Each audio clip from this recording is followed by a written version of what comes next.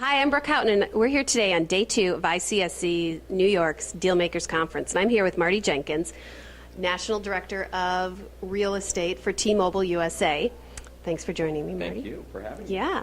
So T-Mobile is in a really saturated field, communications, mobile devices. How does T-Mobile differentiate itself from the competition? Yeah, it's a great question, Brooke. We are really focused on every segment, every customer.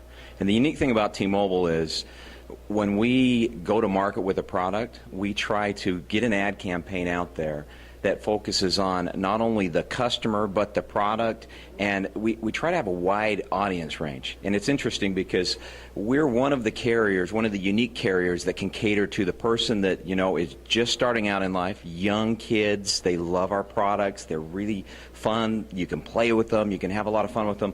And then you can go all the way up to an elderly person with a very basic product, very easy to use.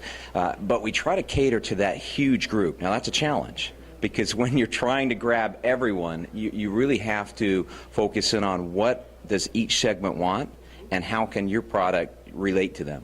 And so really, I think T-Mobile, what we've tried to do is we've tried to create products and services that are easy, that are fun, that are energetic, that are lively. You can see that even just in the colors of our stores. You walk in, they're bright, they're happy, there's video screens playing, and you feel that, and we hope that the goal is to really just invite people to come in and try it, because what I've found and what the people that I've talked to that use our product have found is that when you use it, you go, wow, this is a great experience.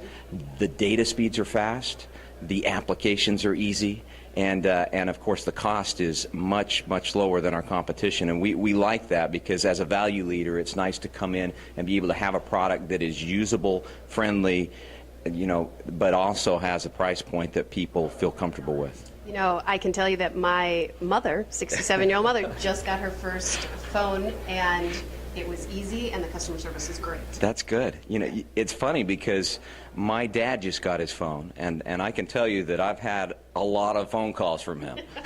Now, how do you turn it on? And how do you send? And you've probably had the same thing.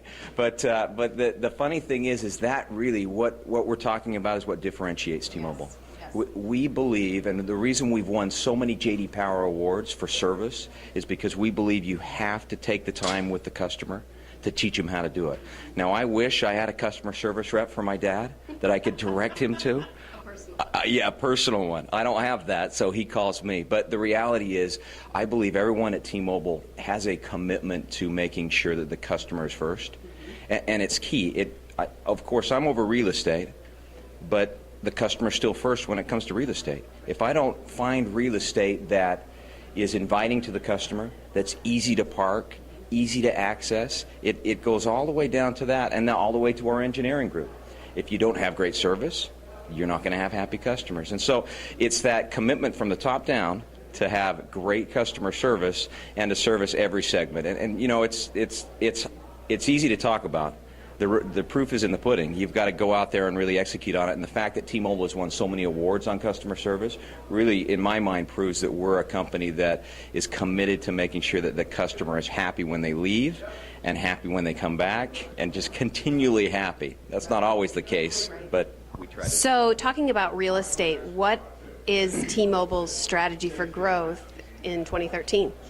Well, we're coming off of, in 2012, we'll have just over 300 stores open this year, that we just opened this year. That was a pretty aggressive growth plan. I see us next year looking at closer to probably between 150 and 200 locations across the country.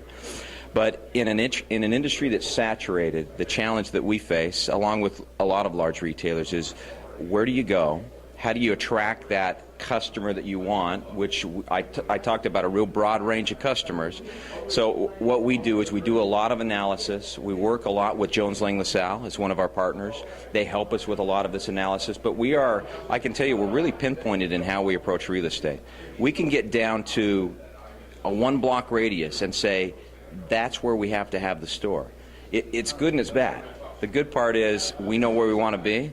The bad part is if there's no real estate there, You may have to wait a long period of time to get it.